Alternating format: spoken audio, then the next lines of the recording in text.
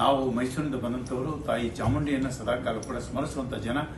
ಮಾನ್ಯ ಪ್ರಧಾನಮಂತ್ರಿಗಳು ಈ ಸಂದೇಶವನ್ನು ನನಗೆ ಕೊಟ್ಟಾಗ, ಈ ಸೂಚನೆಯನ್ನು ಕೊಟ್ಟಾಗ, ವರ್ಧಂತಿ ನಮಗೆ ಅಂದರೆ ಚಾಮುಂಡಾಂಬೆ ಹುಟ್ಟಿದ ದಿವಸ ಶುಭ ಕಾರ್ಯ ಮೈಸೂರಿನಲ್ಲಿ ನಡೀತಾ ಇದೆ. ಆ ಗಳಿಗೆಯಲ್ಲಿ ಈ ರೀತಿಯ ಸೂಚನೆ ನನಗೆ ಸಿಕ್ಕಿರುವಂಥದ್ದು ಅಂದರೆ, ಒಂದು ಕಡೆಗೆ ತಾಯಿ ಚಾಮುಂಡಿ ಆಶೀರ್ವಾದ ಕೂಡ ನಮಗೆ ಅವತ್ತು ಇತ್ತು ಅನ್ನುವಂಥದ್ದು ಇದು ಬಹಳ ಸ್ಪಷ್ಟವಾಗಿ ಗೋಚರ ಆಗ್ತದೆ.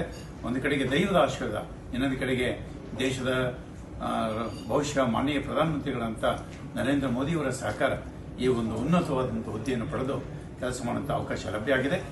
ಕೇಂದ್ರ ಸರ್ಕಾರ, ಅದರಲ್ಲೂ ಕೂಡ ಮಾನನೀಯ ಪ್ರಧಾನಮಂತ್ರಿಗಳು, ಘನತೆವೆತ್ತ ದೇಶದ ರಾಷ್ಟ್ರಪತಿಗಳು ಇವತ್ತು ನನಗೆ ಮೇಘಾಲಯದ ರಾಜ್ಯಪಾಲರಾಗಿ ಕೆಲಸ ಮಾಡುವಂಥ ಒಂದು ಅವಕಾಶ ಮಾಡಿಕೊಟ್ಟಿದ್ದಾರೆ. ಹೀಗಾಗಿ ಯೂನಿಯನ್ ಗೌರ್ಮೆಂಟ್, ಕೇಂದ್ರ ಸರ್ಕಾರಕ್ಕೆ, ಅದರಲ್ಲೂ ಕೂಡ ಮಾನ್ಯ ಪ್ರಧಾನಮಂತ್ರಿಗಳಿಗೆ ಈ ಕೇಂದ್ರ ಸರ್ಕಾರದ ಬಹುಶಃ ವಿಚಾರವನ್ನು ಒಪ್ಪಿ ನನಗೆ ಅಲ್ಲಿ ಹೋಗಿ ಸೇವೆ ಮಾಡುವಂಥ ಅವಕಾಶ ಮಾಡಿಕೊಟ್ಟಂಥ ದ್ರೌಪದಿ ಮುರ್ಮು ಘನತೆವೆತ್ತ ರಾಷ್ಟ್ರಪತಿಗಳಿಗೆ ನಾನು ಈ ಮೂಲಕ ವಿಶೇಷವಾದ ಧನ್ಯವಾದಗಳನ್ನ ಹೇಳಲಿಕ್ಕೆ ಬಯಸ್ತಾ.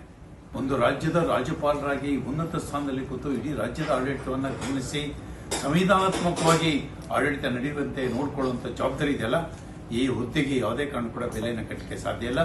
ಇದು ಅತ್ಯಂತ ಉನ್ನತ ಹುದ್ದೆ. ಈ ಹುದ್ದೆಯನ್ನು ನನಗೆ ಈ ಹುದ್ದೆಯಲ್ಲಿ ಕೂತು ಕೆಲಸ ಮಾಡಲಿಕ್ಕೆ ಅವಕಾಶ ಸಿಕ್ಕಿದೆ. ಇದು ಒಂದು ಕಡೆಗೆ ಜನ್ಮಾಂತರದ ಪುಣ್ಯ ಅಂತ ಹೇಳಿ ನಾನು ಭಾವಿಸ್ತೇನೆ.